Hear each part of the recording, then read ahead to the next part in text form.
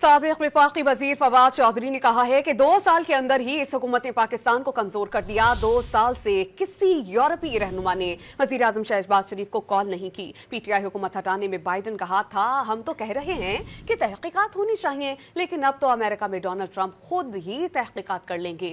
वो फैसलाबाद में इंसदाद दहशतगर्दी अदालत के बाहर मीडिया से गुफ्तगू कर रहे थे। 2 साल के अंदर ही इस हुकूमत का बिल्कुल इसने पाकिस्तान को इतना कमज़ोर कर दिया है। अब आप देखें कि जब बैनुल-अक़वामी मामलात में हम कहाँ खड़े हैं।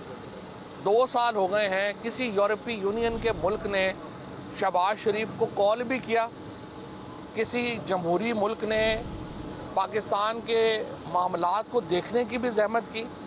इसलिए इस वक्त पाकिस्तान में कल देखिए प्रेसिडेंट ट्रंप इलेक्ट हुए हैं, पहले ही दिन अभी मेरा ख्याल नतीजा भी पूरा नहीं आया था, तो 2 मुल्कों के सरबराहान जो हैं उन्होंने कॉल्स ली हैं, एक मोहम्मद बिन सलमान की और दूसरी नरेंद्र मोदी की।